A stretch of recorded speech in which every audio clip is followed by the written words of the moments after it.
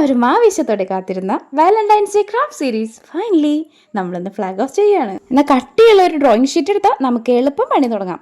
നമുക്ക് ആദ്യം ഒരു ഹാർട്ട് ഷേപ്പ് വരയ്ക്കാം. ഒറ്റ കാര്യം ശ്രദ്ധിച്ചാൽ മതി, ഹാർട്ടിന്റെ ലെഫ്റ്റ് സൈഡും റൈറ്റ് സൈഡും സെയിം മെഷർമെന്റ്സ് ആയിരിക്കണം. എന്നിട്ട് ഹാർട്ടിന് ചുറ്റും ഫുൾ ഒരു പെന്ന് വെച്ച് കുത്തി കൊടുക്കുക. കുത്തുമ്പോൾ നേരത്തെ പറഞ്ഞ പോലെ തന്നെ ലെഫ്റ്റ് സൈഡും റൈറ്റ് സൈഡും ഈക്വൽ നമ്പർ ഓഫ് ഹോൾസ് വേണം കുത്താൻ, അല്ലെങ്കിൽ പണി കിട്ടാൻ ചാൻസ് ഉണ്ട്. എന്നിട്ട് എംബ്രോയിഡറി ത്രെഡ് വെച്ചിട്ട് ഹാർട്ട് തുന്നാം.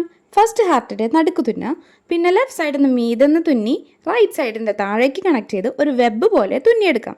കാണുമ്പോൾ ഇത്തിരി കോംപ്ലക്സ് ആയിട്ട് തോന്നുന്നുണ്ടെങ്കിലും സിമ്പിൾ പരിപാടിയാണ്. ഫൈനൽ ലുക്ക് കണ്ടാൽ നിങ്ങൾ ശരിക്കും ഞെട്ടും. പിന്നെ ഒരു ട്രിക്ക് പറഞ്ഞു തരാം. തുന്നി ത്രെഡ് കഴിഞ്ഞാൽ നെക്സ്റ്റ് ത്രെഡും ഈ ത്രെഡും കൂടി കൂട്ടി കെട്ടിയാൽ 2 പ്രാവശ്യം കെട്ടിടുന്നത് ഒഴിവാക്കി കിട്ടും.